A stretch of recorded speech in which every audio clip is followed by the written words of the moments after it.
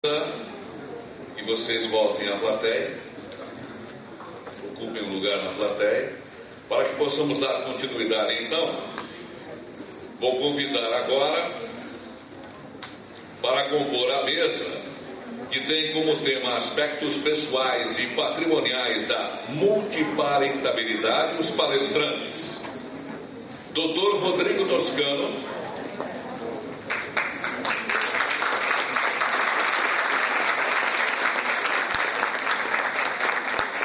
Dr. Ricardo Calderon, Dr. Marcos Alves da Silva, para mediar os debates. E para presidir a mesa, a doutora Fernanda Caran de Chueire Sanches, juíza da 8ª Vara de Família de Curitiba.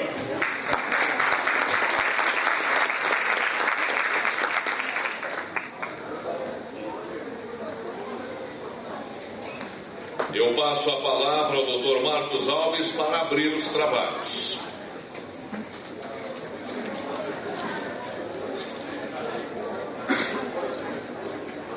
Cumprimentamos a todos os presentes na abertura desta mesa redonda, saudando a doutora Fernanda, que nos preside, nosso querido colega Rodrigo Toscano, que vem do leste do Brasil para prestigiar este evento, e nosso querido também colega e professor Ricardo Calderon.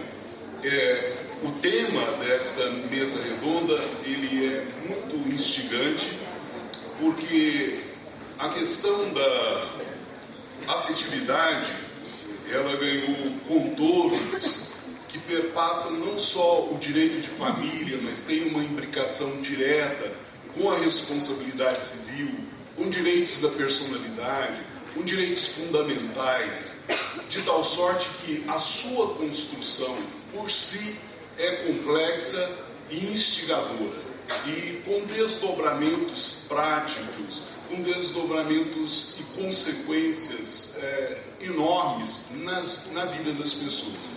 Não é como se descobríssemos algo inteiramente novo, mas porque valorizamos algo que estava sendo desprestigiado, talvez, por um dogmatismo, por uma falta de visão. E aqui, compondo esta mesa redonda, que é linear, como dito ontem, não? Nós temos pessoas que se dedicaram a essa temática, os professores convidados para este debate. De tal sorte que certamente aproveitaremos muito, e no mesmo andar que vem sendo dado a este congresso, certamente uma contribuição que valoriza a todos nós que estamos dedicados a essa reflexão sobre o direito de família. Eu passo então a palavra à nossa presidente para a apresentação. A doutora Fernanda Caran de Chueire Sanches fará a apresentação do doutor Rodrigo Toscano.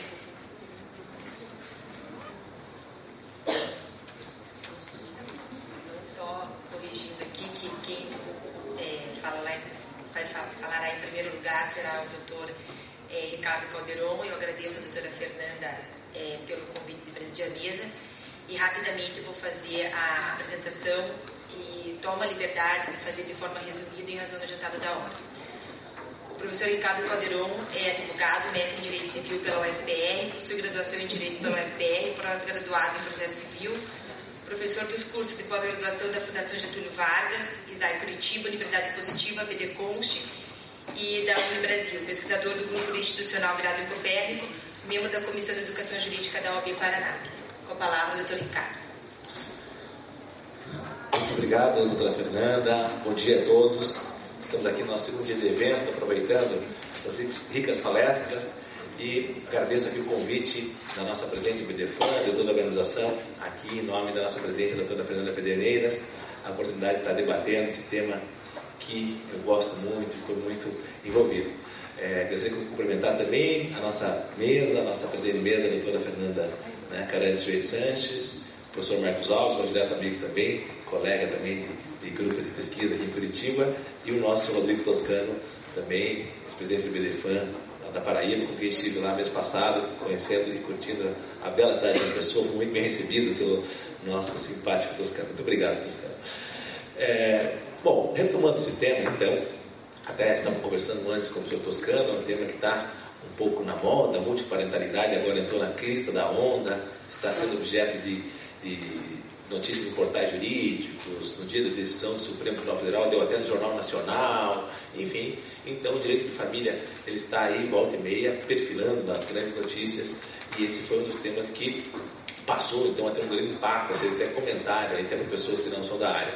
Ele é um tema interessante, mas ele traz alguns desafios técnicos e até mesmo de compreensão para nós que somos juristas. Então, um pouco do que nós estamos vendo aqui, nesses 2 dias de debates, é isso, que efetivamente as mudanças da sociedade vêm tensionando o nosso direito de família, como nós percebemos até então. Então, desde das palestras de ontem, do Estatuto da Pessoa com Deficiência, das palestras até mesmo que nós estamos percebendo ontem à noite de guarda e durante o dia de hoje também, é muito disso. Nós temos o novo, nós temos então que nos adaptarmos a essa questão do novo, certo? E compreender então as mudanças e procurar muitas vezes ressignificar o nosso direito. Então, esse tema da multiparentalidade, aqui eu fiz uma divisão com o professor Toscano rapidamente, e a ideia fica com que eu fique mais ou menos com um relato de caso, que é a parte mais singela, certo? E deixo a parte então dos efeitos, das grandes discussões para o nosso professor Toscano, que todos aqui queremos ouvir. Então, eu vou passar a contar um pouco dessa questão da multiparentalidade, e principalmente o objetivo da minha fala será destacar um caso concreto do Supremo Tribunal Federal, que originou, então, essa nossa discussão. Então, nós podemos aqui, antes de entrar no caso, perceber multiparentalidade. O que significa essa multiparentalidade? Então, pluriparentalidade e multiparentalidade vêm sendo utilizados como sinônimos, certo? Nesse caso concreto, então, o Supremo Tribunal Federal julgou aqui no passado, certo? Foi utilizado como sinônimo essa questão. Grosso modo, podemos dizer que são situações fáticas que envolvem um contexto onde uma pessoa, um filho, terá 2 referências paternas, no caso, por exemplo, que deu origem a essa temática. Então, uma pessoa que tem 2 pais ou 2 mães, ou seja, há uma pluralidade de vínculos de filiação concomitantemente, certo? Mas como assim 2 pais? Então, basicamente, nós temos uma dificuldade de perceber, porque a grande maioria das pessoas ainda estão vinculadas a uma família com um pai, uma mãe, ou uma família afetiva, 2 pais ou 2 mães, mas sempre com esse número mais reduzido. Mas há inúmeras situações fáticas onde, pela circunstância da vida, uma criança passa a ter 2 referências paternas, ou 2 vínculos paternos, certo? Então, por exemplo, uma criança que tem um pai socioafetivo registral por longa data, tem ele como referência paterna, marido da sua mãe, companheiro da sua mãe, e em dado momento, essa criança descobre que esse pai socioafetivo registral, que por longos anos é sua referência paterna, ele não é o seu ascendente genético, ele não é o seu pai biológico. E aí então se percebe que é possível que exista esse vínculo biológico, essa paternidade biológica, decalcada em outra pessoa que não esse pai socioafetivo registral já pré-existente. Então, a partir disso, passou-se a discutir então as situações de multiparentalidade, certo? Então, essa possibilidade de acumulação de vínculos. O que fazemos nesses casos? O filho tem que eleger qual pai ele quer ficar ou com o pai socioafetivo registral ou com o pai biológico? Ou seria possível pensar na coexistência de ambas as paternidades? Ao mesmo tempo, manter-se juridicamente no registro tanto o pai socioafetivo registral consolidado, quanto o pai biológico, aqui recentemente reconhecido. Então, essa é a discussão que estava presente no direito brasileiro há algum tempo já. Então, esse é um exemplo para demonstrar isso. E, logicamente, como sempre no direito de família, não é um caso único. Nós temos N situações de multiparentalidade. Então, nós temos diversos casos concretos que a própria doutrina já vinha tratando disso. Tá? E, inicialmente, o que nós podemos destacar? Aqui, essa situação de multiparentalidade decorre do avanço do reconhecimento da afetividade no direito brasileiro, como foi citado aqui. A socioafetividade, que foi paulatinamente reconhecida no direito brasileiro, foi que nos trouxe a esse momento de ter que tomar uma outra decisão nessa encruzilhada. Tá? E a socioafetividade aqui, que já foi citada muitas vezes, tudo, tem uma construção de mais de 30 anos no direito brasileiro. O professor João Batista Vilela começou de maneira precursora, lá em 79, já tratando da desbiologização da paternidade, um artigo lá na Universidade de Minas Gerais. Depois o professor Zeno Veloso, que é o nosso mestre, nosso inspirador, também passou a batalhar por isso, o professor Faquinho, o professor Paulo Lobo, em Portugal, o professor Guilherme de Oliveira. Então, toda uma construção disso. Só que, ao consolidar a socioafetividade como suficiente vínculo parental, que é o que nós temos no direito brasileiro com tranquilidade, surge essa possibilidade. Se eu posso ter um pai socioafetivo lastreado apenas nesse vínculo, e será que meu pai biológico, eu posso fazer com que coexistam esses vínculos? Essa é a questão. E aqui nós temos um desafio que a realidade traz para o direito.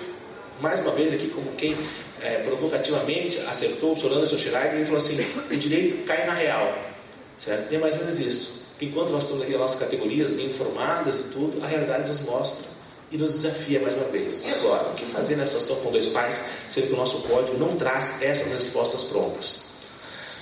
Até então, o STJ caminhava como? O STJ decidia, não, o filho tem que decidir qual pai ele quer, tem que se optar.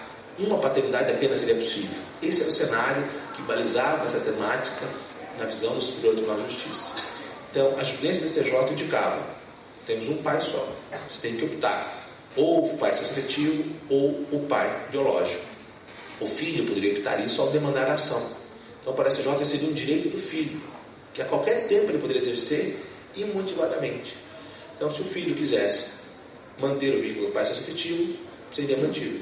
Mas, se o filho optasse por demandar contra o pai biológico, por qualquer motivo, ele poderia, então, ver reconhecida essa descendência genética com a declaração de filiação biológica e sairia de cena o pai socioafetivo. Excluía-se o pai socioafetivo. Então, para o STJ era isso, o filho optaria. Mas para o STJ também, se o pai optasse por não reconhecer uma filiação, não poderia. Por exemplo, se o pai socioafetivo fosse o autor de uma ação negatória de paternidade, por exemplo, ao brigar com a mãe, ao divorciar, o STJ dizia: não, o pai não pode, esse direito cabe ao filho. Critério um pouco obtuso que foi construído pelo STJ, mas essa era a nossa jurisprudência consolidada, né? A partir disso, então, tivemos que decidir. Houve recurso ao Supremo Tribunal Federal, a temática chegou no Supremo Tribunal Federal um caso litigioso. E esse foi o maior desafio desse caso concreto que nós temos aqui, tá? Porque nós tínhamos muitos casos interessantes, alguns até bonitos aqui, de casos concretos de multiparentalidade consensuais, citados na jurisprudência, doutrina, etc. Então, a doutora Andréa Pachá, que está aqui, que nos ensina de maneira brilhante sobre casos concretos e mostra como o direito de família pode ser bonito. Nós temos muitos exemplos desses de multiparentalidade. Por exemplo, o professor Sérgio Creus, de Cascavel, que também é um dos precursores de dar uma decisão de multiparentalidade, deu num caso concreto que tinha um pai biológico que separou da mãe e a mãe instituiu um novo companheiro. Mas o pai biológico convivia com o filho, só que o novo companheiro da mãe tinha melhor condição econômica, criou também laço socioafetivo consolidado por longos anos. Em dado momento, o seu pai socioafetivo quis registrar o filho para ter direitos, poder viajar, mais benefícios previdenciários, etc. E o pai biológico me falou: eu abro mão então porque é melhor para o meu filho. Mas ele ainda via o filho no final de semana, mantinha uma convivência, o filho tinha referência com ele. Ao perceber isso, o Dr. Sérgio Creus falou: não, mas os dois concordam em ficar ambos os pais? Sim, concordamos, a gente só está optando porque a lei manda ter um pai só. E o melhor para a criança é o socioafetivo, que tem melhores condições, e o pai biológico falou: eu abro mão para o meu filho. Nesse caso concreto, o Sérgio Creus consensualmente falou: não, se ambos querem, eu vou manter os dois pais. E manteve o pai socioafetivo, que tinha um vínculo comprovado, consolidado, e manteve o pai biológico, que também era uma referência e quando tinha convivência. Muito bem. Só que o problema é quando os casos são litigiosos, que é justamente o caso do Supremo Tribunal Federal. Por que litigioso? Porque, e se um pai resiste? O pai biológico: não, eu não quero reconhecer a filiação, nenhum direito, como foi o caso que chegou ao Supremo Tribunal Federal. Aí que está o nosso desafio. Então, casos consensuais, a multiparentalidade estava sendo admitida pela doutrina, pela jurisprudência, até um enunciado da IBDFAM, aprovado no último Congresso Nacional, dizendo que a multiparentalidade tem previsão e é acolhida pelo direito brasileiro. Muito bem. O desafio era um caso litigioso, e foi isso que desabou então no Supremo Tribunal Federal, nesse caso concreto, que está aqui no livro para vocês, onde o Supremo fez uma tese na Repercussão Geral 622 e recebeu essa tese com essa discussão. O ministro Luiz Fux, ao receber o caso, falou assim: há prevalência entre a paternidade socioafetiva e a biológica? Ou seja, no conflito, qual prevalece? No caso concreto, comprovada ambas, a biológica comprovada e a socioafetiva comprovada, qual prevalece? Essa é a discussão que estava no pano de fundo nesse caso que foi julgado pelo Supremo, onde o BDFAM também foi amicus curiae. Eu tive a oportunidade de participar da defesa com outros professores, a professora Maria Bernice, o professor Paulo Lobo, a professora Simone Cassinato Cardoso, o professor Rodrigo Cunha Pereira, o professor Rony Botelho, e eu também participei da defesa, fiz até a sustentação oral. me permitiram. Então foi um caso paradigmático que essa discussão passou então aqui a nos orientar a partir do ano passado, tá? O caso concreto aqui envolvido ajuda a compreender a questão. É de Santa Catarina, era uma filha que tinha 19 anos de idade e ela possuía então uma mãe e um pai, sócio afetivo registral, que era o marido da mãe. Quando ela estava por volta da adolescência, a mãe fala para ela: olha, esse seu pai não é o seu ascendente genético, o teu pai biológico é outra pessoa. E ela passa a adolescência, com 19 anos de idade ela resolve ajuizar a ação de reconhecimento de filiação e todos os efeitos contra o seu pai biológico. Mas ela tinha um pai sócio afetivo registral, se dava bem com ele, tudo ok, só que queria ver os direitos daquele pai biológico. Foi feito DNA, foi comprovada a filiação biológica nessa ação de reconhecimento de filiação contra o pai biológico que ela demandou. O pai sócio-afetivo foi citado, foi ouvido, não se opôs. Eu não tenho nada a opor, eu tenho relação com ela, vou continuar tendo sempre, minha filha, mas eu não me oponho que ela venha fazer os direitos dela perante o pai biológico. Pois bem, esse pai biológico, no momento da defesa, apresenta e fala: não é possível esse reconhecimento contra mim. O pai biológico alega, porque ela já tem um pai sócio-afetivo consolidado. A sócio-afetividade está consolidada no direito brasileiro. Logo, ela tem um pai sócio-afetivo e no Brasil só pode ter um pai. Eu não posso ser responsabilizado. A filiação não pode ser reconhecida perante mim. Então, o pai biológico diz: essa ação tem que ser julgada totalmente improcedente, não temos alternativa. Certo? Mesmo comprovada a descendência genética com ele. E esse debate então se instaurou com esse caso concreto. Em primeira instância, o processo foi julgado procedente, o pedido da filha foi julgado procedente para estabelecer a filiação com o pai biológico e excluir a filiação com o pai sócio-afetivo. Esse era o pedido na época, era o entendimento à época. Houve apelação para o Tribunal de Santa Catarina. O Tribunal de Santa Catarina reformou a decisão por maioria, dizendo: não pode, prevalece sócio-afetividade mesmo, fica só o sócio-afetivo e sai o biológico, por maioria. Aí houve embargos inteligentes para o Tribunal de Santa Catarina. E lá o grupo de Câmara Civil resolveu reformar a decisão do próprio tribunal e falou: não, efetivamente aqui não parece adequada essa solução, deve prevalecer o pedido da filha, deve prevalecer o vínculo biológico provado. Reformou a decisão para prevalecer o vínculo biológico e excluindo o sócio-afetivo. Essa foi a decisão final do Tribunal de Santa Catarina. Então, nesse caso concreto, fica só o biológico e exclui o sócio-afetivo, certo?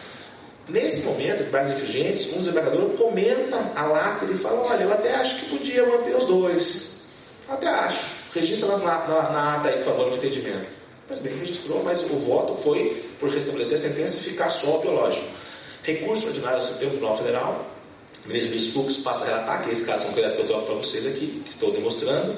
E aí então que surge essa discussão, e o BDFAM participa, certo? Nós temos esse precedente que o Supremo, então, resolve julgar com base nesse caso, tanto o caso concreto, o Supremo julgou, mas ele resolveu julgar também uma tese. Ele falou: olha, eu vou julgar o caso concreto e é tão relevante, tem tantos casos similares, que eu vou reconhecer repercussão geral, de modo a ser uma tese que oriente todo o direito brasileiro, que oriente outras decisões similares.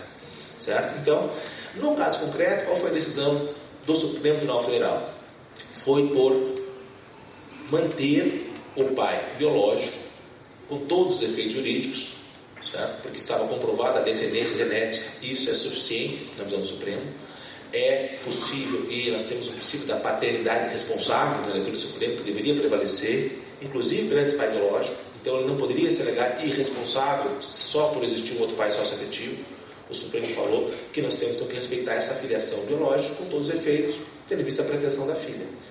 Mas o Supremo, de maneira inovadora, certo? Assim, é possível manter o pai sócio-afetivo e registral que já está consolidado por longa data. A filha, no data de julgamento Supremo, estava com 33 anos de idade. Então o Supremo ouviu bem manter essa filiação, porque ela tinha um pai sócio-afetivo registral já há 33 anos, mas resolveu também reconhecer a filiação biológica com todos os efeitos jurídicos, certo? Então essa foi a decisão, e aqui eu cito só a parte final, certo? Que multiplicidade de vínculos parentais, reconhecimento concomitante, possibilidade, pluriparentalidade, princípio da paternidade responsável, recurso de alega provimento, fixação de tese. Então, com base, o ministro Fux falou do direito à felicidade, etc., mas o lastro do direito de família utilizado de índole constitucional foi o princípio da paternidade responsável. Então, a partir disso, o Supremo julgou o caso concreto, permitindo, então, que a filha fique com dois pais. O pai sócio-afetivo e registral ficará mantido e será reconhecida a filiação concomitante do pai biológico, com todos os efeitos jurídicos. Certo? Essa foi a decisão para o caso concreto do Supremo. Certo? E ele foi além, ele resolveu estabelecer uma tese ainda, uma tese que orienta demais casos, certo? E a tese que foi aprovada também por maioria no Supremo Tribunal Federal é essa aqui.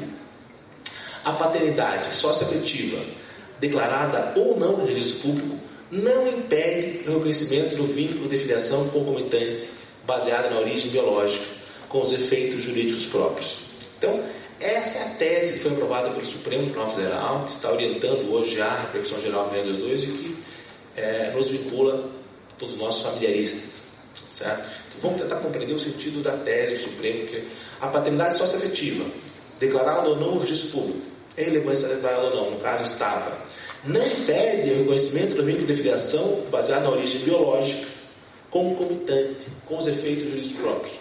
O Supremo está dizendo, olha, o fato de você ter um pai socioafetivo consolidado, registrado ou não impede que você venha a ver declarada a tua filiação biológica também, concomitantemente, ao mesmo tempo. Você pode manter ambos os pais. É isso que o Supremo está declarando aqui nesta tese.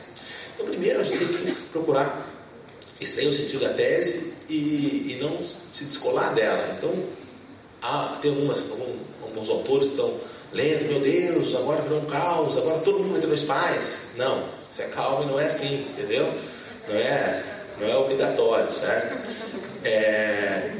E também aqui, então, tem uns autores alarmistas dizendo, meu Deus, agora sempre que ficar comprovado que o ascendente genético é outro, eu sou obrigado a declarar a paternidade. Sempre que o ascendente genético for outro, eu vou declarar a paternidade em todos os casos.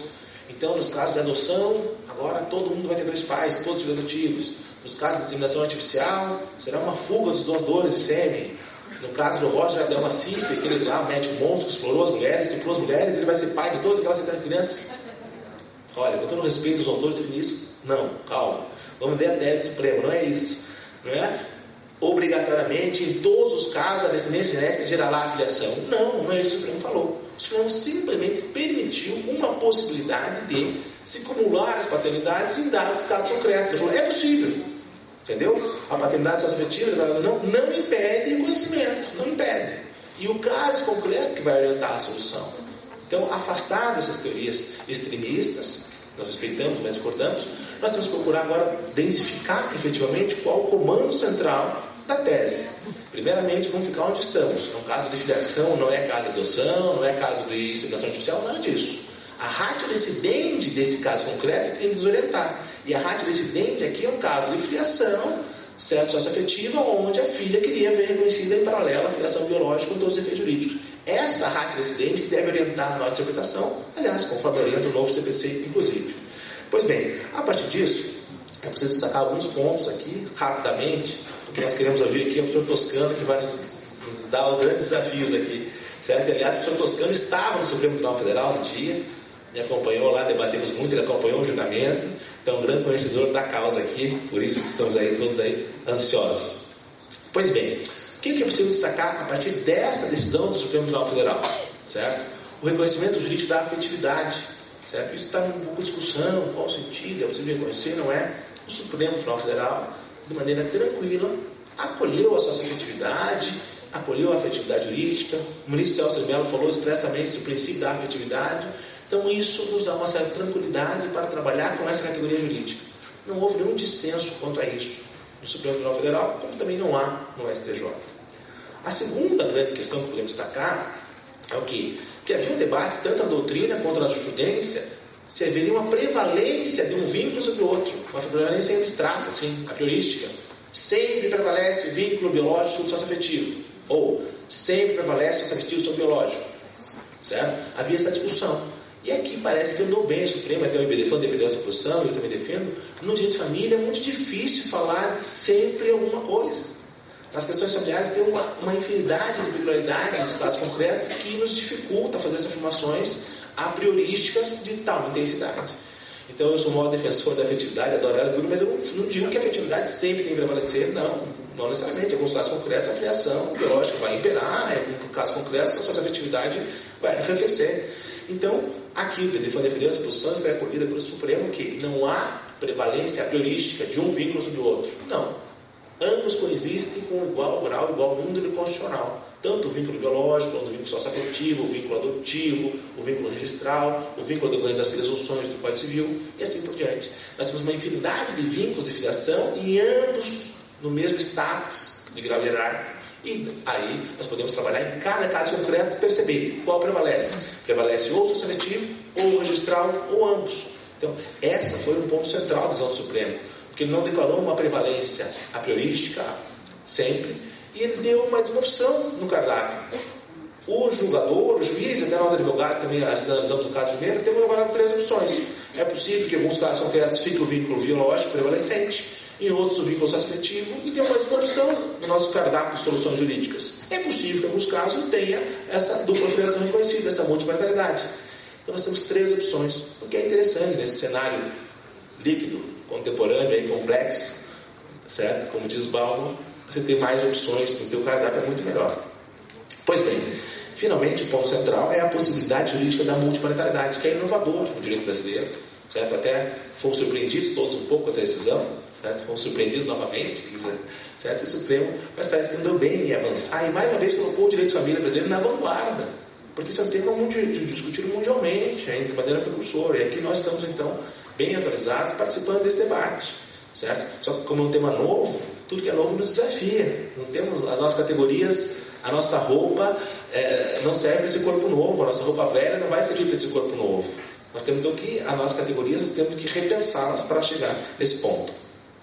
Finalmente prevaleceu, como eu já disse, o princípio da parentalidade responsável aqui. A doutora Fernanda Santos tem um trabalho muito interessante sobre a responsabilidade de direito de família, e aqui o Supremo acolheu justamente essa baliza da responsabilidade do pai. Então eu entendo que todo mundo fala, isso é patrimonialização do direito de família. Não, a decisão do Supremo foi por uma responsabilização. A decisão do Supremo foi por uma responsabilização do acidente genético, responsabilização do pai biológico. Nesse sentido, os efeitos patrimoniais passam a se reverberar, como não poderia deixar de ser. Para além disso, os efeitos aqui, então, que nós vamos deixar para o professor Rodrigo Toscano comentar, certo? Gostaríamos de falar alguns deles.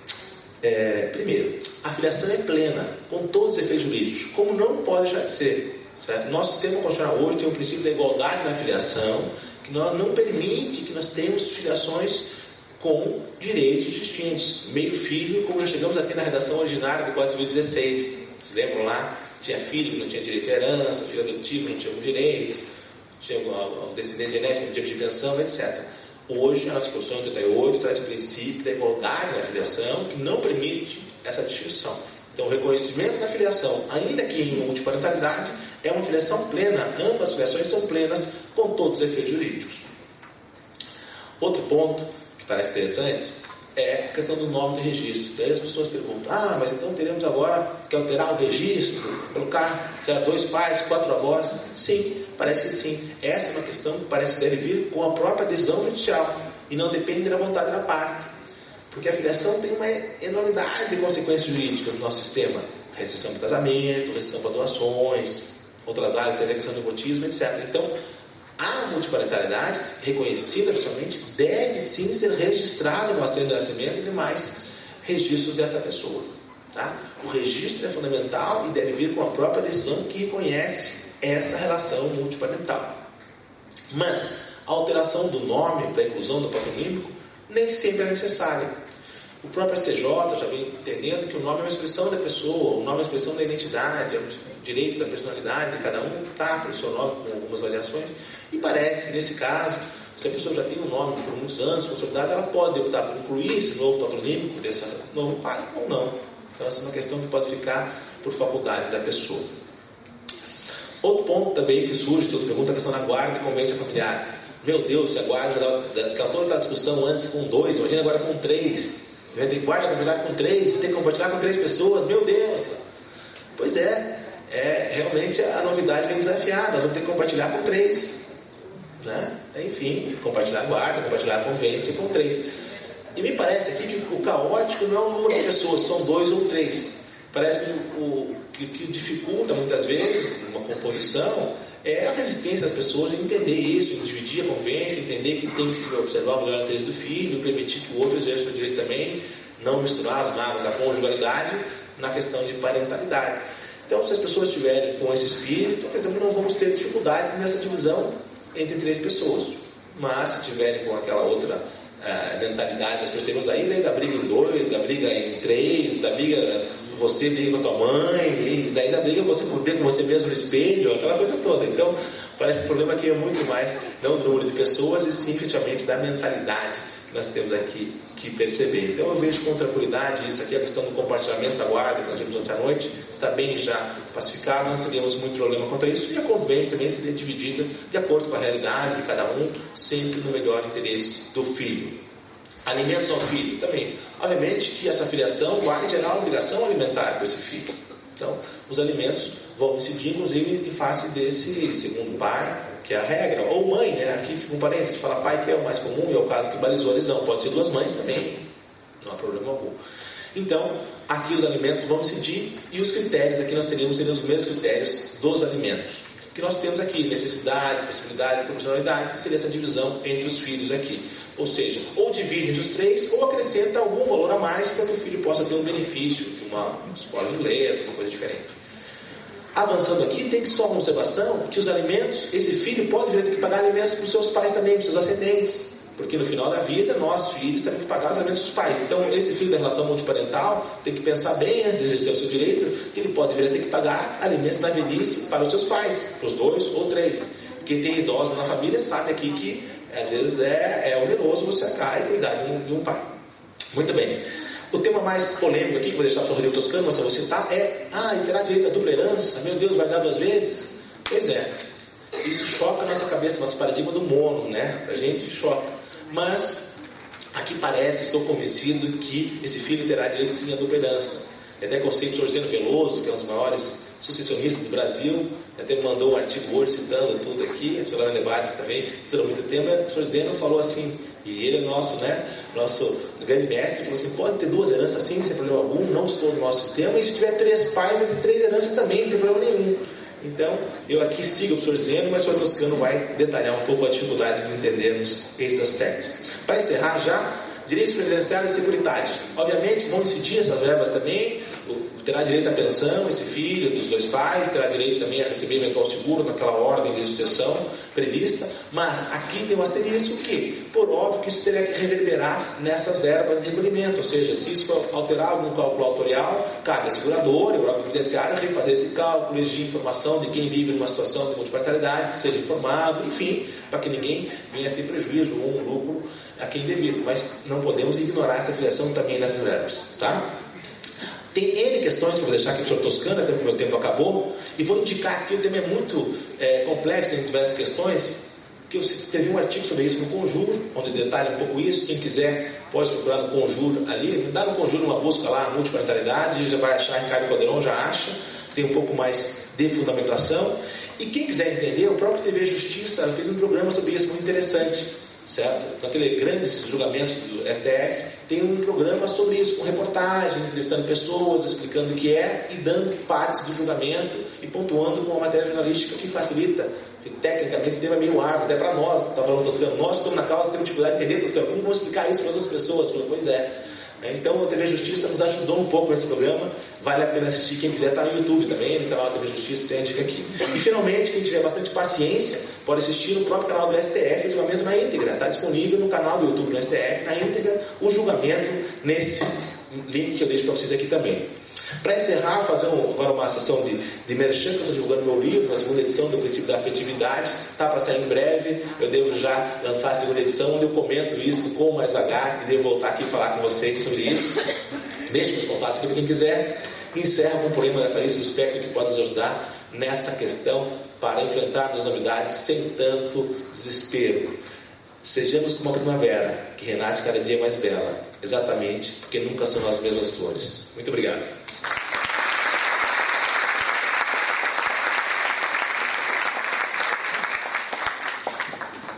Agradecemos pela exposição. Eu estou passando a palavra agora ao presidente da mesa para a apresentação, então, do doutor Rodrigo Toscano. O doutor Rodrigo Toscano é doutor e mestre em Direito Civil comparado pela Pontifícia Universidade Católica de São Paulo, professor de Direito Civil da Universidade Federal da Paraíba, dos cursos de graduação e pós-graduação, professor de Direito Civil do Centro Universitário de João Pessoa, professor convidado nos cursos de pós-graduação da Universidade Federal de Pernambuco e da Escola Superior da Magistratura de Pernambuco e da Escola Superior da Magistratura Trabalhista do mesmo estado. Professor convidado para ministrar aulas em diversos cursos de pós-graduação, membro do IBDFAN e do Instituto de Advogados de São Paulo.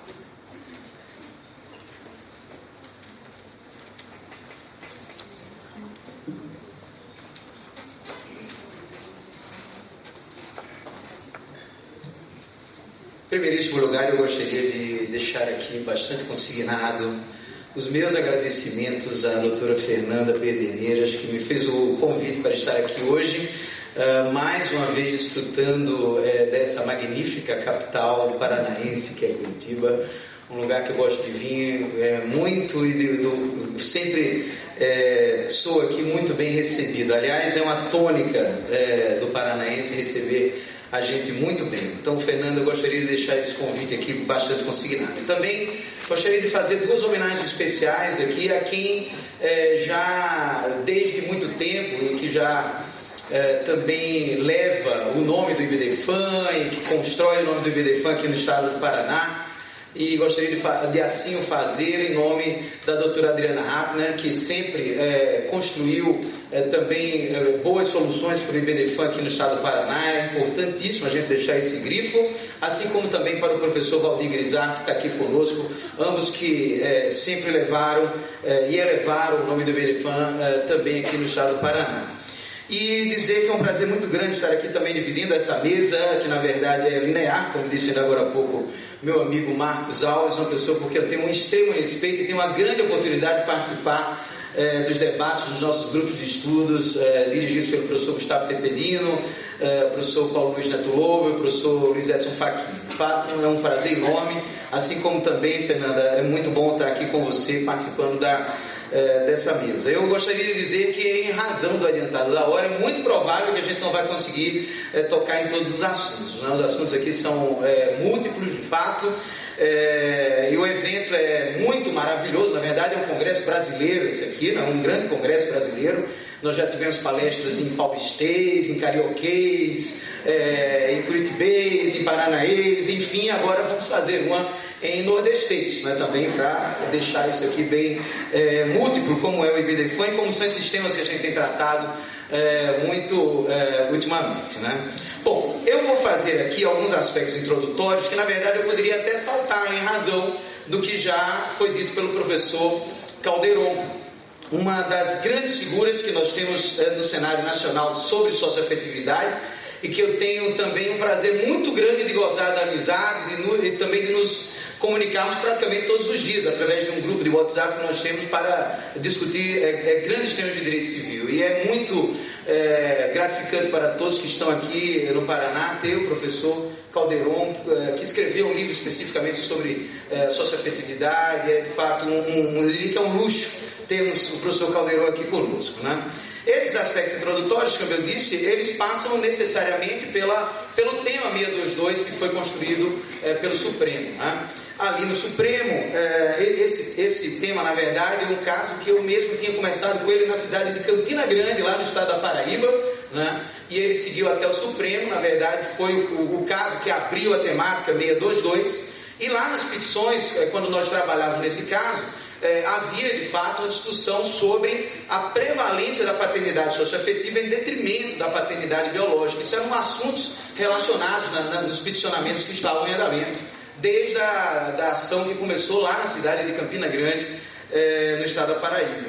E essa discussão se dava, e é importante que a gente leve isso aqui em conta, por conta de um aspecto histórico que é muito importante para a gente. É que há bem pouco tempo, vamos dizer aí que há 10 anos, 12 anos, só o IBDFAN praticamente falava desses assuntos de modo unitário, único no Brasil. Ninguém mais tocava na possibilidade de uma paternidade socioafetiva, né? Nós tínhamos, na verdade, toda a vinculação voltada para a parentalidade biológica, a um ponto tal de se falar em parentalidade só se levar em conta a parentalidade biológica. Havia sempre essa prevalência do vínculo biológico em andamento.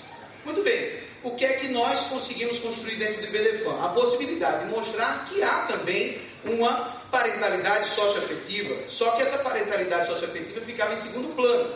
Daí nós temos exagerado, e realmente a gente exagerou muito nessa dose, né, a um ponto tal de nós já conseguimos construir que há sim uma parentalidade socioafetiva, e essa parentalidade socioafetiva ela deve prevalecer sobre a biológica quando ela de fato existir e causar os efeitos patrimoniais e outros efeitos pessoais, como ele agora há pouco falou aqui o professor Caldeirão. Muito bem, esse tema chegou no Supremo, e lá no Supremo, o que é que o Supremo fez? Ele, na verdade, criou a possibilidade da vinculação concomitante, da multiparentalidade, como explicou muito bem ainda agora há pouco o professor Ricardo Calderon. Levando-se em conta, inclusive, aí é onde está o grande ponto aqui, que me parece ainda bastante difícil na cabeça de todos nós, né? É que o próprio conceito de multiparentalidade passava por relações de afeto não só na relação biológica, na parentalidade biológica, mas também na parentalidade socioafetiva. Só que o Supremo desconsiderou essa possibilidade e em razão disso, disse que independentemente da existência de laços de afeto, haverá possibilidade de reconhecimento de dupla paternidade, dupla maternidade, ou até mais do que dupla, tripla e quádrupla, enfim, da forma que se apresentar o fato. De fato, como disse ainda agora há pouco o professor Calderon, o professor Anderson Schreiber faz esse comentário, né? O Supremo, de fato, ele incorporou a realidade, dentro dessa realidade construiu a tese, ainda agora há pouco também já mencionada, de repercussão geral, que diz claramente que a paternidade socioafetiva, declarada ou não em registro, e esse assunto é muito importante para a gente, declarada ou não em registro, o que implica dizer que nós vamos ter aspectos patrimoniais relevantes em razão disso, né? Porque eu posso ter ou não aquilo ali já registrado no registro público especificamente, não impede o reconhecimento do vínculo de filiação concomitante, portanto, da possibilidade de multiparentalidade baseada na origem biológica, e aí vem um ponto que nos interessa mais de perto agora, nesse exato momento aqui, nós estamos juntos, com os efeitos jurídicos próprios. E aí vem o ponto, com efeitos jurídicos próprios, quais efeitos jurídicos? E hoje eu vou só me dedicar aos efeitos patrimoniais, portanto, nós vamos aqui só tratar dos efeitos patrimoniais, alguns, na verdade, não são todos, alguns que passam por direito sucessório, outros por direito alimentar, e também um pouquinho sobre contratos. Em razão da hora, eu acho que a gente não vai conseguir ver tudo. De todo modo, vamos aqui começar algumas análises que dizem respeito aos aspectos sucessórios, que de fato me parecem os mais relevantes aí para o nosso entendimento, né? Em primeiro lugar, é importantíssimo a gente levar em conta que o nosso Código Civil não está preparado para essa nova realidade. E é óbvio que ele não está preparado, porque nós não tínhamos o conceito de multiparentalidade quando o Código Civil chegou em 2003, quando ele entrou em vigor em 2003, e muito menos quando ele começou a ser construído lá na década de 70, passando ali por toda a tramitação na década de 80 e 90 no nosso parlamento. Logicamente que isso não é considerado. Agora mesmo o próprio IBDFAN tem uma comissão que está estudando a possibilidade, nós temos um anteprojeto novo de sucessões, inclusive eu tenho um prazer muito grande de estar participando do grupo com Ana Luísa Nevares, que está aqui conosco hoje, e aos poucos nós estamos construindo algumas soluções interessantes lá dentro do grupo que trata sobre direito sucessório, e de fato a gente tem algumas dificuldades de aplicação própria da matéria sucessória, porque lá no nosso Código Civil nós consideramos as linhas materna e paterna apenas de um só pai e uma só mãe. Então, evidentemente que a gente vai ter algumas dificuldades de aplicação do ponto de vista prático na questão relacionada ao direito sucessório, né? Vejam só, eu vou tratar aqui no primeiro momento, e agora, infelizmente, eu gosto de falar rápido, mas agora a gente vai ter que dar uma pequena freada, porque o assunto é tão complicado, mas tão complexo, que se a gente não estiver muito atento, nós não conseguimos realmente entender o que é que se passa aqui do ponto de vista prático. É muito importante que todo mundo esteja atento, apesar da fome já apertando essa hora, imagino, né? Vejam só, primeiro nós vamos tratar aqui de uma hipótese de sucessão do descendente em concorrência com o cônjuge sobrevivente. Eu estou começando por essa, que me parece essa ser a mais comum entre todas as hipóteses, né? Essa acontece com uma certa frequência. Então vejam só, nós vamos trabalhar com o mesmo caso o tempo inteiro para todo mundo ficar atento e todo mundo compreender exatamente o que é que se passa aqui. Esse desenho que eu estou trazendo ele leva em conta, nesse lado vermelho, que o José é casado com a Maria e tem um filho, João. Esse vínculo aí é um vínculo biológico. Me perdoe aqui a denominação vínculo biológico e vínculo socioafetivo, mas é só para a gente, logicamente, levar em conta o raciocínio. Claro que a nossa Constituição não permite essa distinção, mas é só para levar em conta o raciocínio. Do outro lado, nós temos um vínculo socioafetivo que foi formado entre Ana e Gustavo, que também são casados, e tiveram como filho socioafetivo João. Então, com a declaração da multiparentalidade, o que é que nós vamos ter? João vai ser filho de José, de Maria, de Ana e de Gustavo. Não é? Ele vai ter a declaração de multiparentalidade e os 4 vão ser considerados pais aqui do João. Levando-se em conta também que Felipe, que é filho do casal Ana e Gustavo, é um filho biológico, vamos assim dizer, ele é irmão do João. Consequentemente, isso aí também traz alguns aspectos que são relevantes para a nossa compreensão. Muito bem, esse X que eu estou colocando aí é matando o cara. Então, o X é para quem morreu, tá bom? Só para ficar claro aqui na nossa comunicação. Morreu José. Morreu José, e eu vou considerar o seguinte, que José é casado com Maria pelo regime de comunhão parcial de bens e tem um filho que é João.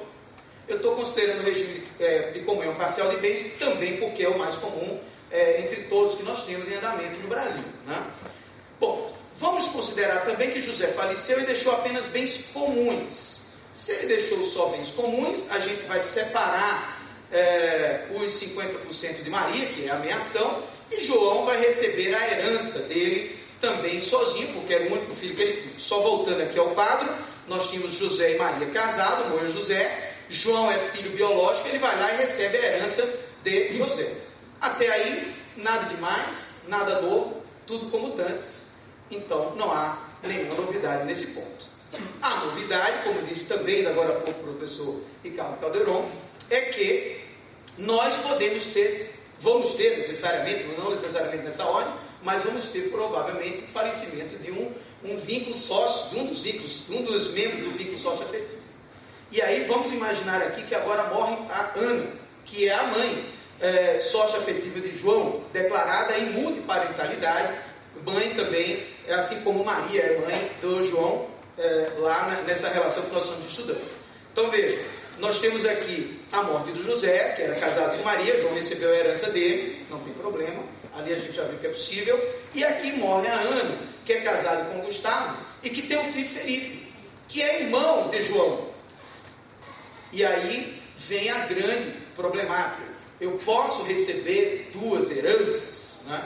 Até o julgamento do Supremo, essa discussão era muito mais intensa, mas depois do julgamento do Supremo, não há mais nenhuma dúvida que a pessoa pode receber 2 heranças. Essa discussão me parece absolutamente superada nesse exato momento histórico da gente, embora haja a possibilidade de algumas questões outras, que daqui a pouco eu toco para a gente não perder o foco aqui da nossa conversa especificamente. Então vejam aqui o que é que vai acontecer, qual é a solução que a gente vai dar para esta hipótese. Vejam, Ana é casada com Gustavo pelo regime de comunhão parcial de bens e tem um filho biológico, que é o Felipe, como a gente viu, e tem um filho socioafetivo que é João. Só voltando aqui, Ana tem um filho biológico Felipe e um filho socioafetivo João. Bom, eu falei aqui só em bens particulares para a gente sentir como é que a participação da herança se dava.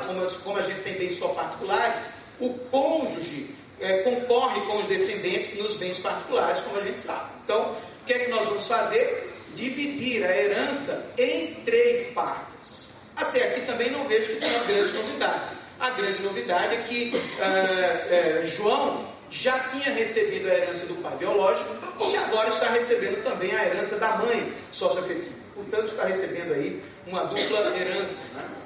Uma possibilidade, de fato, totalmente aberta agora diante desse quadro novo trazido pelo Supremo nesse julgamento que nós estamos tratando. Muito bem, vamos seguir aqui um pouquinho mais. Agora nós vamos entrar numa fase extremamente complicada. Quem não estiver atento não vai entender nada. Eu gosto de dizer, inclusive, que eu estou mudando de tema. Eu gosto de avisar, por uma questão de boa-fé objetiva, que às vezes o cara está assistindo a aula, a palestra, dorme enquanto está tratando dos descendentes e acorda nos ascendentes. Então o cara já não entende nada. Então, se você prestar atenção o tempo inteiro, você já não vai entender. Imagine se você dormir e acordar na outra. Então, estou avisando por uma questão de boa-fé objetiva que eu estou mudando o assunto. Agora nós vamos tratar da sucessão do ascendente. Veja, lá no artigo 1836 do nosso Código Civil diz assim: na falta de descendentes, são chamados à sucessão os ascendentes, em concorrência com o cônjuge sobrevivente. Para acabar de completar aqui a nossa questão, né? Então vamos em frente aqui. O que é que nós vamos ainda levar em conta? Nos parágrafos desse artigo 1836, diz lá que na classe dos ascendentes, o grau mais próximo exclui o mais remoto sem distinção de línguas. Então, se eu tiver a mãe viva, o pai vivo, eu não vou considerar os avós. Se eu não tiver pai e mãe, eu vou considerar o próximo grau de parentesco, que aí sim são os avós. No parágrafo 2º ele diz: havendo igualdade em grau e diversidade em linha, os ascendentes lá na linha paterna, estou grifando isso porque é assim que o Código Civil raciocina, porque foi assim que nós aprendemos isso aí já no nosso histórico passado, né?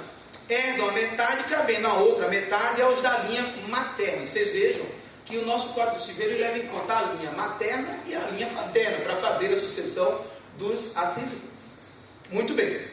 O que é que nós vamos levar em conta aqui? Quem vai morrer agora, no nosso exemplo, então não vou mudar o exemplo, é o mesmo quadro. Quem vai morrer agora é João. E essa hipótese ela é bem interessante, porque havendo morte do João e não deixando descendentes, serão chamados a suceder os ascendentes. E aí vem uma questão interessante. Nós vamos ter 2 pais e 2 mães. Se eu for levar em conta a literalidade do Código Civil, eu tenho que levar em conta a linha materna e a linha paterna. E aí vem uma questão realmente interessante aqui. Se eu só levar em conta as linhas que estão consideradas nesse quadro maior, nos quadrados maiores aí em cima nesse slide, portanto a linha materna, onde estão lá Maria e Ana, estou levando em conta a literalidade do Código Civil, linha materna e linha paterna. Eu teria metade para a linha materna e metade dos bens ali para a linha paterna. Essa é uma hipótese, mas essa hipótese pode gerar uma desigualdade, uma falta de isonomia na herança, em razão de um outro fato que daqui a pouco eu comento. O que deve ser levado em conta, embora a gente não tenha dito isso lá no nosso Código Civil, é que a herança vai ser dividida por 4, para não haver dúvida. Portanto, 25% para a mãe, para uma mãe, 25% para outra e 25% para cada um dos pais. Isso está dito no Código Civil? Não, não está. Isso é novo. Nós começamos a tratar sobre esse assunto em junho do ano passado. Aliás, em maio, quando houve o julgamento, em junho a gente já começou a tratar dos efeitos patrimoniais. Muito bem. Mas isso não é só. Imaginem só agora que um dos pais socioafetivos que estavam compondo uma relação de multiparentalidade já pode ter falecido antes. E aí vem uma questão interessante. Se eu tiver primeiro a morte de Gustavo, o que é que vai acontecer? Gustavo, vai haver sucessão de Gustavo, ele é casado com Ana, então vai haver ali toda a consideração, então se havia bens particulares, bens comuns, vai entregar a Felipe e vai entregar a herança também a João. João vai ser herdeiro do pai Gustavo, sem dúvida nenhuma, né? Muito bem. Só que João depois morre. Quando João morre depois, ele deixou José, Maria e Ana, que são os ascendentes vivos ali. E aí vem uma questão interessante. Se ele deixou os 3, o que é que nós vamos fazer? Só lembrando, aqui de novo aquela regra do 1836. Na classe dos ascendentes, o grau mais próximo exclui o mais remoto. E havendo igualdade em grau e diversidade em linha, os ascendentes da linha paterna herdam a metade, cabendo a outra metade a linha materna. Trata de linha materna e paterna. Bom, aí vem uma discussão interessante. Qual é o ponto que nós vamos provavelmente ver sendo discutido no judiciário nos próximos anos, aí, se a gente não mudar a lei, logicamente que a solução é a solução legislativa. Primeiro, a herança será distribuída entre as linhas materna e paterna. Se a gente fizer isso, a gente cria desequilíbrio. Será distribuída em 3 partes iguais? Será distribuída entre cada núcleo ascendente, os ascendentes socioafetivos e os ascendentes biológicos? Então veja, se a gente fosse analisar cada solução dessa, se eu pegar a solução das linhas, eu vou entregar a linha materna uma metade, que vai ser dividido por 2 de novo. Eu vou fazer 25% para a mãe biológica, 25% para a mãe afetiva, socioafetiva, e 50% para a linha paterna. E agora só tem José vivo, porque o Gustavo já não está mais. Muito bem. Se eu fizer assim, não está havendo isonomia na herança. Não me parece a melhor solução mesmo. Aí vem a segunda solução. Eu pego tudo que eu tenho e divido por 3. Portanto, eu vou fazer Maria com 1/3, que é a mãe biológica, Ana, que é a mãe socioafetiva, com 1/3, e José, que é o pai socioafetivo, com 1/3. Me parece que essa realmente vai ser a melhor solução, enquanto nós não dissermos isso expressamente na nossa lei.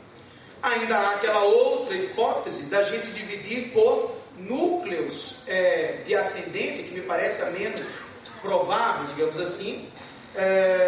Você pegar só ascendência biológica e só ascendência socioafetiva. E aí a gente também teria um desequilíbrio evidente aqui que não poderia ser levado em consideração. Esse é um ponto que certamente a gente vai ver o judiciário discutindo nos próximos anos. Muito bem. Agora vamos para uma situação ainda mais complicada. Essa aqui ainda é mais complicada. Veja, mais uma vez eu estou mudando de tema, estou avisando, uma questão de boa fé de novo. Aqui, um dos pais já está falecido, e há um filho casado. Então, eu vou manter a mesma hipótese, portanto, Gustavo morreu primeiro, João morreu depois, mas João era casado com Carla. E aqui vem essa hipótese que é importante para a gente. Na sucessão dos ascendentes em concorrência com o cônjuge sobrevivente, a regra muda. E a regra passa a ser a seguinte: concorrendo com ascendentes em primeiro grau, ao cônjuge tocará 1/3 da herança. Essa discussão me parece muito com aquela dos filhos híbridos, lá da sucessão do cônjuge sobrevivente com os descendentes. Porque, vejam só o que é que vai acontecer aqui. A discussão vai ser: a herança será distribuída em 4 partes iguais, e com isso o cônjuge vai ficar com 25%. Se ele ficar com 25%, ele fica com menos do que a lei diz, que ele tem direito a 33,3%, né? Ou será distribuída garantido 1/3 da herança para o cônjuge, e os outros 2/3 serão divididos por 3. Para melhorar a nossa visualização, se eu considerar que João é casado com Carla, sem filhos, claro, porque a gente está tratando da sucessão de ascendente, faleceu e deixou bens a partilhar, o seu pai Gustavo já estava falecido, e João já havia inclusive recebido a herança do Gustavo. Então aqui o que é que nós vamos fazer? Talvez realmente a melhor hipótese seja dividir tudo em partes iguais. Mas se nós dividirmos em partes iguais, nós vamos estar indo de encontro ao que diz o artigo 1837, que resguarda 1/3 para o cônjuge. Bom, mas se eu resguardar 1/3 para o cônjuge, como é que eu vou ter de novo isonomia entre os herdeiros? Não vou ter isonomia. Essa vai ser provavelmente a solução que vai ser adotada do ponto de vista prático, né? De dividir tudo em partes iguais. Mas a outra solução, segundo o que diz o 1837, e certamente isso vai ser muito debatido também no âmbito do judiciário, seria resguardar 1/3 para a esposa e os outros 2/3 dividir por 3, na conta em percentual, dá esses 22,23% aí para cada um. Essa é realmente uma discussão muito complexa também, que vai ser levada adiante. Agora, esse caso agora das demandas mercenárias, essa aqui me preocupa de modo muito especial. Agora há pouco eu conversava com Calderon, com Andréa Pachá, que está aqui conosco também, que é juiz das sucessões lá no Rio de Janeiro, e essa sempre foi uma das grandes preocupações. Aliás, no caso que chegou ao Supremo, discutia justamente questões relacionadas a demanda dos mercenários, embora tenha sido trocado ao final lá para a questão relacionada aos alimentos, né? Mas eu acho que se a pessoa vai discutir herança só por conta de aspectos patrimoniais, nesta hipótese especificamente, será possível se discutir abuso de direito, comportamento contrário à boa-fé e afronta ao princípio da solidariedade social, que é tão caro para todos nós no BDFAM. É um assunto super complicado esse também, do ponto de vista prático. Ou seja, a gente afastar a herança daquele que foi buscar só o patrimônio e não ajudou, por exemplo, o pai biológico rico, quando estava doente numa cama, por exemplo, em fase terminal, com Alzheimer ou com um câncer, que seja da forma como for, né? Às vezes, pessoas que sabem da paternidade biológica há anos e deixa só para depois a discussão dessa hipótese, ou mesmo ao contrário, e sem querer se desfazer do vínculo socioafetivo, porque o vínculo socioafetivo também é bom do ponto de vista financeiro, né? Essa é uma questão muito complexa que a gente vai ter que tratar com mais carinho daqui para frente. Muito bem, eu sei que meu tempo está acabando, eu vou tratar aqui rapidamente das questões relacionadas aos alimentos, que eu sei que muita gente se interessa, e muito rapidamente também eu vou só citar os artigos, basta anotar o número dos artigos, muitos de vocês já conhecem. Nós estamos aqui dentro do 1694, que diz lá claramente: podem os parentes, os cônjuges, os companheiros, pedir uns aos outros os alimentos. Essa é a parte que nos interessa no 1694. No 1696 ele diz lá: o direito à prestação de alimentos é recíproco entre pais e filhos. Isso também todo mundo conhece. E o 1697 trata de um assunto super interessante do ponto de vista da multiparentalidade. É que ele diz que na falta dos ascendentes, cabe a obrigação aos descendentes, guardada a ordem de sucessão e, faltando estes, aos irmãos. Ou seja, o que é que nós vamos ter aqui nos alimentos? Uma questão interessantíssima. Vejam só, vou pegar o mesmo quadro para não atrapalhar o raciocínio da gente. Se há reciprocidade, João, que vai estar super interessado em declarar a multiparentalidade dele, em um determinado momento da vida dele, ele pode esquecer que no futuro ele vai ter um problemaço para resolver do ponto de vista econômico, que é prestar alimentos aos 4, por exemplo, porque há reciprocidade. Portanto, João vai poder pedir alimentos a José, a Maria, a Ana, a Gustavo, tudo bem, não há dúvida, mas os 4 também vão poder pedir alimentos a ele. E é bom lembrar que se João é irmão de Felipe, Felipe também poderá pedir alimentos para ele. E vice-versa, logicamente, é recíproco, né? Portanto, os laços, a cadeia, a teia que é formada aqui, ela é muito complexa do ponto de vista dos alimentos, né? E tem mais, tem uma questão interessantíssima. Haverá solidariedade na cobrança dos alimentos de João em relação a José, Maria, Ana, Gustavo? Eu posso escolher qualquer um dos 4 para cobrar os alimentos, né? E essa discussão parece muito com a discussão relacional do 1698, no caso dos alimentos prestados pelos avós subsidiariamente. É muito parecido com essa discussão. O 1698, para quem não está lembrando, diz: se o parente que deve alimentos em primeiro lugar não estiver em condições de suportar totalmente o encargo, serão chamados a concorrer os de grau imediato, que são os avós, por exemplo. Pai, não podendo o pai, chama os avós. Sendo várias as pessoas obrigadas a prestar alimentos, todas devem concorrer na proporção dos respectivos recursos. Intentada a ação contra uma delas, poderão as demais ser chamadas a integrar a liga, ou seja, eu posso fazer denunciação aqui. E aí vem a discussão: se eu voltar para cá, eu vou lá, ingresso com ação contra Ana, por exemplo. Ana pode denunciar a liga de José, Maria e Gustavo, por exemplo, e ainda vai poder discutir, ao que me parece, veja, isso não está dito em canto nenhum, mas vai poder discutir essa parte intermediária do 1698 por analogia.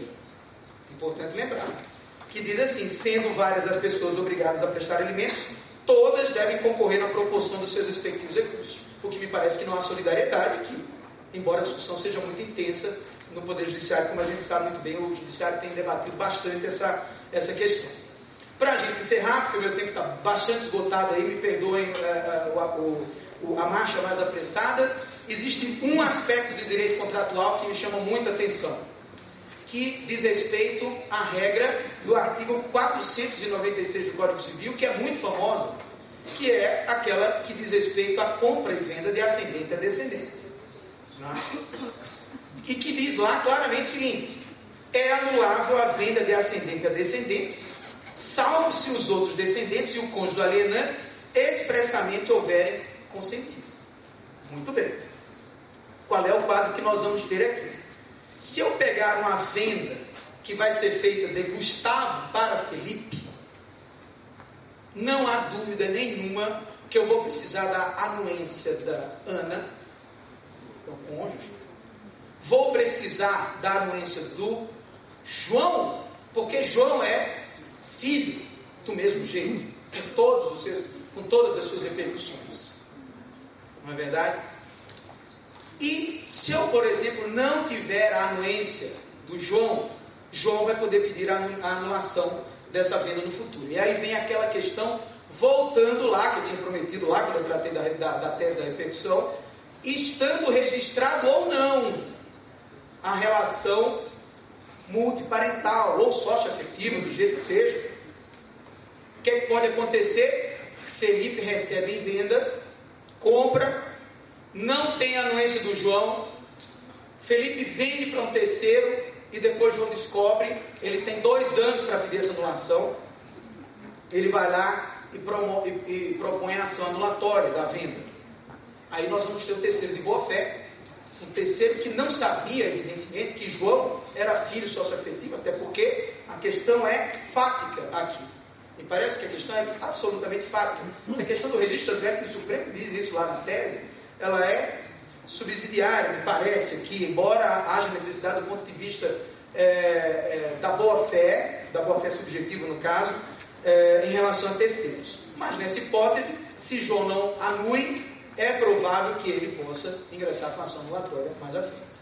Vejam que, do outro lado da família biológica, digamos assim, só para a gente se comunicar melhor, José, se quiser vender para João, ele não vai precisar da anuência de Felipe, embora Felipe seja irmão de João. Mas é que aqui, se a gente for para a literalidade do 496, ele diz: é anulável a venda de ascendente a descendente. Portanto, nós não temos aqui João como descendente, aliás, Felipe como descendente de João e Maria, de José e Maria, porque ele é descendente, na verdade, de Ana e Gustavo. Enquanto que João é descendente também de Ana e Gustavo, me parece, para fins do artigo 496. Muito bem. Diante de tudo isso, eu só quero concluir o seguinte: está tudo muito confuso. Nós não temos solução para metade dos problemas. Tenho pena bastante dos nossos julgadores, coitados, que vão ter que se debruçar diante dessas questões. Nós, advogados, de um certo modo, temos um campo aberto para grandes discussões. Isso também é muito bom, logicamente. Mas eu considero que boa parte dessas discussões elas podem ser evitadas se a gente conseguir uma alteração legislativa de um certo modo rápida. E acho até que a gente lá no grupo que trata desse assunto, das sucessões, eu acho que a gente poderia inclusive acelerar essa parte, justamente para evitar que haja insegurança jurídica. Essas questões têm muito a ver com o nosso patrimônio, que é também um pedaço importante da nossa dignidade, né? As questões patrimoniais, inclusive as que dizem respeito às empresas, que aliás, Douglas Filho, que ainda agora há pouco estava conosco aqui, não sei se Douglas está conosco, vai fazer um evento agora no final de junho lá em Joinville, né? Só relacionado a essa questão patrimonial e a empresa. As questões que se misturam patrimônio com a empresa, se a gente não tiver clareza nesses pontos, nós vamos acabar com muitas empresas no Brasil, como a gente vê acabando na segunda geração, depois dos fundadores falecidos, né? Muito bem, eu gostaria de dizer a todos vocês que para mim foi um momento de muito orgulho estar aqui. Eu confesso sinceramente que é muito difícil prender a atenção de todos no auditório ao meio-dia, ou talvez mais, não sei exatamente qual são, mas eu fiquei extremamente feliz com a atenção que todos vocês me deram, e eu gostaria, do fundo do coração, de agradecer por isso. Muito obrigado.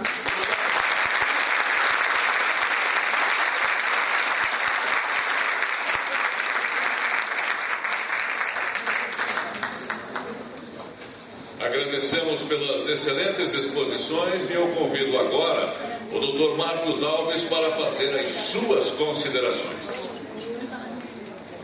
Farei apenas duas questões, que é o meu dever aqui, para problematizar. Elas são complexas e como tudo, nessa questão da multiparentalidade.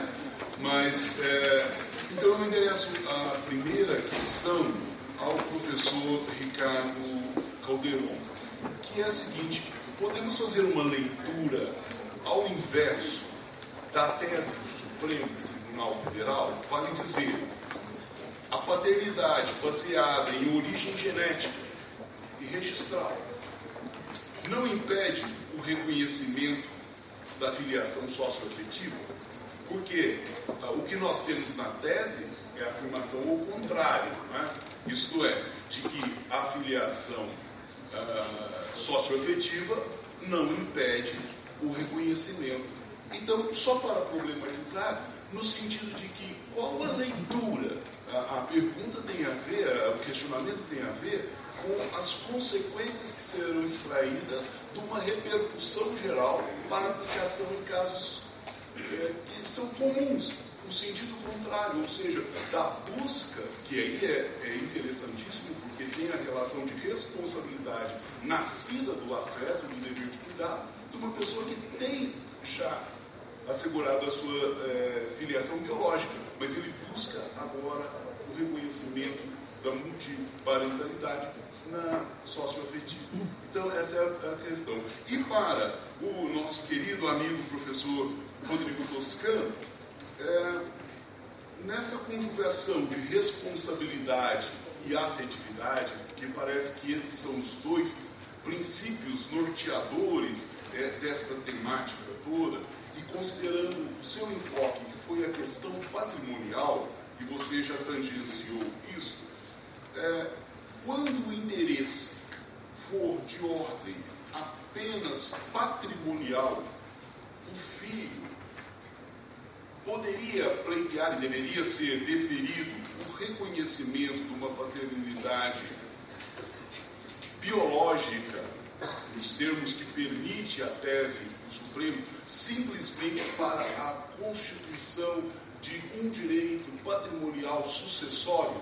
Vale dizer, não houve nenhuma inteiração em vida da construção de uma relação, nem houve uma recusa à responsabilidade do pai biológico, porque nunca foi buscada esta relação, mas a investigação pós-mortem simplesmente para obtenção de recursos financeiros, destituídos totalmente da relação de parentalidade efetivamente. São essas duas questões que coloco para os nossos ilustres palestrantes desta manhã. Obrigado, Sr. Marcos Alves. Como sempre, já, né, com a cabeça mais à frente ainda. Já estamos aí tentando compreender as primeiras impressões do Supremo. O Sr. Marcos Alves já está lá no futuro. Mas é muito interessante a questão, Sr. Marcos, prova aí que o professor já está com a mente no novo, pensando nas consequências. Eu entendo perfeitamente possível o inverso da tese, certo? Justamente, então, essa possibilidade jurídica de multiparentalidade, direito brasileiro, o Supremo está falando que a rádio incidente o direito de família brasileiro permite o reconhecimento da multiparentalidade. Esse é a rádio incidente, tá?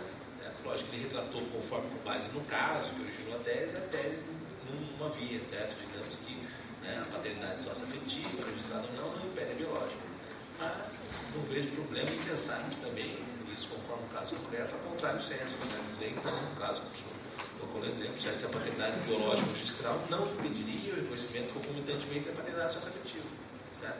Inclusive, a jurisprudência da doutrina de multiparentalidade já estava tratando disso em alguns casos, certo? Em alguns casos até eram mais comuns isso nessa situação, certo? Até consensual, no caso que eu contei de Cascavel, do juiz Sérgio Crespo. Tem até um caso em Curitiba, aqui tem o Vale de Curitiba, uma juiz de Curitiba, que tinha uma menina, uma filha, que casava com um casal jovem, e faleceu a mãe. E ela ficou órfã dela, só que esse pai jovem ficou cuidando dela e construiu uma nova companheira. E a nova companheira ficou anos com o pai, consolidou a maternidade afetiva, só que a filha ainda cultuava a mãe biológica, eles iam no cemitério, rezavam para a mãe biológica à noite e tudo. Só que em dado momento foi necessário essa mãe afetiva reconhecer essa filiação mas eles não queriam excluir a biológica, justamente esse caso que o senhor colocou. Então, essa filha tinha, então, uma mãe falecida, biológica e registral, que ela não tinha uma certa reverência, mas tinha uma mãe sócio-afetiva agora, a sociedade que queria conceder direitos, então, uma relação bem reconhecida. Então, a decisão da juiz Curitiba aqui já foi da possibilidade jurídica do reconhecimento em multiparentalidade, mantendo ambos, que é justamente essa via. Então, o Supremo não entrou nesse detalhe, obviamente, o senhor está colocando, mas já havia alguns precedentes, a própria doutrina de multiparentalidade recolhendo, então eu acho que é uma dessas projeções aí que nós vamos enfrentar nos próximos anos, aí, depois da multiparentalidade.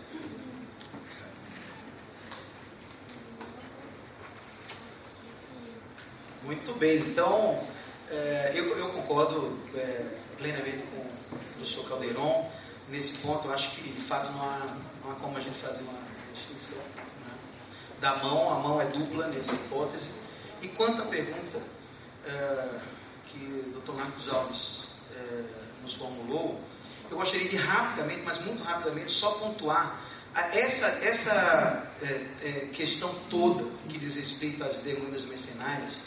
Ela justamente foi essa questão que chegou no Supremo, né? O Calderon estudou bem isso.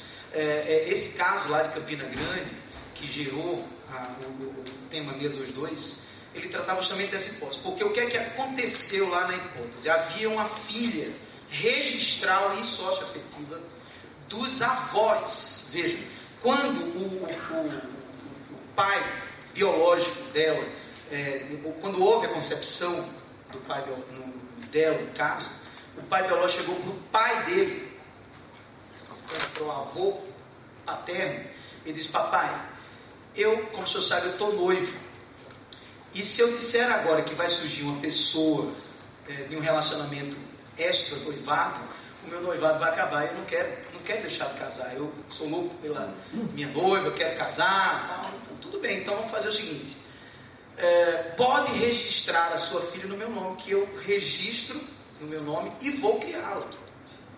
E assim foi feito. Quando a filha nasceu, o avô registrou no nome dele e criou a filha. Aos 5 anos de idade, ela soube disso. Foi relatado para ela que essa era a hipótese. O pai dela, biológico, era o seu fulano, que na verdade lá tinha pedido esse favor ao pai dele, né? E que o pai dela, de fato, e de todo modo, e a mãe eram os avós. E assim ela chamava. Essa é uma questão interessante nesse processo, porque ela sempre considerou o pai socioafetivo como um pai socioafetivo, mesmo chamava de papai, chamava a mãe de mamãe, socioafetiva também, e assim perdurou até os 43 anos dela. 43 anos. Aos 43 anos, o pai biológico morre. E antes do pai biológico ter falecido, o pai socioafetivo já tinha falecido quando ela tinha ali os seus 25 anos, 20 e tantos anos. Ela foi lá e recebeu a herança do pai socioafetivo, na época que o pai socioafetivo, 20 anos antes, morreu. E a mãe, depois de novo, recebeu a outra ameação, do mesmo jeito, com um caso interessantíssimo na hipótese, que os outros irmãos renunciaram à herança justamente para beneficiá-la. É um caso interessantíssimo esse também desse ponto. Bom, ela recebeu essa herança. Quando o pai biológico morreu, aos 43 anos dela, ela foi lá e disse: bom, papai socioafetivo tinha 2 casas no centro da cidade de Campina Grande. Tudo bem, já recebi. Mas papai biológico tinha muita fazenda no Tocantins, era o caso, muitas fazendas no Tocantins. Tinha um hotel em Lisboa, uma prédio de um hotel em Lisboa. Tinha muita coisa, na verdade, era uma fortuna. Ela disse: bom, quer saber? Papai mesmo é meu pai biológico. Muito melhor do que papai. Eu agora vou construir essa hipótese. E foi lá e entrou com ação. Inclusive não entrou com ação de petição de herança logo, uma coisa interessante. Ela primeiro entrou com ação de reconhecimento de paternidade. Foi essa que chegou ao Supremo. Justamente essa que chegou ao Supremo. E veja, durante o tempo inteiro eu me senti, e veja que eu preciso ser honesto do ponto de vista dessa opinião aqui. Eu advoguei no caso, então eu sou parcial. Eu preciso dizer isso. Eu preciso dizer isso de fato como uma questão de honestidade acadêmica. Eu gosto muito de ter essa clareza, né? Eu nunca me senti confortável com essa hipótese das demandas mercenárias, sinceramente. Você pegar e discutir paternidade só por conta de patrimônio, isso me parece realmente confortável, né? Mas essa discussão, para mim, acabou. A gente tem que sepultar, parece que a gente tem que sepultar, a não ser em caso, e eu estou dizendo que tem que sepultar por conta da tese que foi firmada, né, Marcos? Acho que a tese acabou com isso realmente. Mas a gente pode discutir ainda, como eu acho, e inclusive Anderson Schreiber tem um texto muito interessante a respeito desse assunto que está disponível na internet, se eu não me engano, o texto dele se chama Efeitos Patrimoniais ou Efeitos da Multiparentalidade, alguma coisa assim. E Anderson faz um arrazoado muito interessante sobre esse assunto. Outro dia lá a gente fez uma discussão dentro do grupo de estudos da gente, que foi, inclusive essa discussão foi lá em João Pessoa, né, há mais ou menos um mês, e Anderson estava também, e ele sustentou bem essa tese. Olha, havendo quebra de boa-fé objetiva, a pessoa sabe, a pessoa não cuidou do pai, a pessoa sabia de tudo há 20, 40 anos, e não vai lá cuidar, né? Se isola, nega inclusive a paternidade enquanto está vivo, e depois que morre, porque é melhor ter papai mais rico do que papai mais pobre. Bom, eu até, inclusive, durante as sustentações orais, eu inclusive teve a sustentação oral do STJ, eu perguntava muito isso, estive com todos os ministros que julgaram, no caso, eu perguntava muito isso. Eu tenho certeza que se o pai biológico fosse pobre, essa ação não estaria ali no STJ. Né? Eu estava advogando, inclusive, para os outros filhos, eu estava advogando pelos irmãos biológicos da autora. Né? Então, de todo modo, essa questão realmente é bastante tormentosa e eu acho que a gente pode abrir bons pontos de discussão, inclusive no nosso grupo de estudo, né? Lá no grupo de estudo da UFPB, UFPE e UFAL, nós estamos discutindo já isso aí, o artigo, inclusive, eu estou preparando sobre boa-fé objetiva e demandas mercenárias. Né? Eu acho que a gente tem que realmente parar um pouco para discutir. Eu gosto muito da ideia de André Pachá, que ainda agora há pouco tocou comigo ali nesse assunto. Né? O próprio professor Paulo Lobo é um pouco também, ele se sente um pouco desconfortável com esse assunto nos textos dele, né? E acho que a gente tem que partir para, de fato, analisar isso de um modo mais pontual. E é bom que se diga que a tese lançada pelo professor Fachin na decisão é exatamente essa, ou seja, não vamos discutir aqui ascendência genética, né, o direito humano que nós temos de buscar a nossa ancestralidade. Isso é lógico que está garantido, ninguém vai tirar direito humano é disponível, é natural. Portanto, se eu sou filho, tudo bem, eu sou filho, então põe lá no registro, eu sou filho de fulano, de cicrano, não tem problema nenhum. Agora, o aspecto patrimonial é que eu acho que a gente tem que trabalhar com solidariedade social e com boa-fé objetiva, de fato. Aliás, eu acho que a boa-fé, a solidariedade social traz como reflexo a boa-fé objetiva nessa hipótese. Acho que é um reflexo da solidariedade social. Né? Muito bem, então essa é uma questão bastante complexa, mas de fato foi muito bom você tocar de novo no assunto, porque são temas que deixam a gente sempre muito aguçados, né, no nosso raciocínio. Muito bem, muito obrigado mais uma vez. E agora, a presidente da mesa, a doutora Fernanda Caranchoeira Sanches, faz a entrega de certificados e lembranças aos nossos participantes.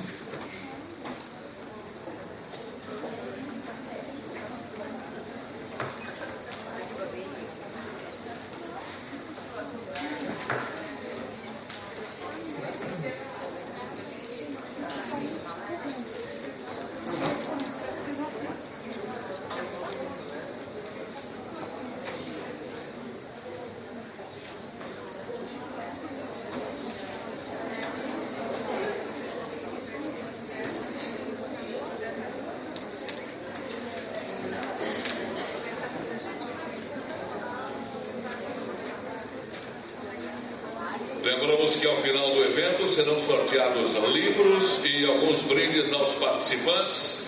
Os livros dos palestrantes do Congresso estão sendo vendidos no estande da editora Juruá e poderão ser autografados no decorrer do evento. Faremos um intervalo para o almoço e retornaremos em 1 hora aproximadamente.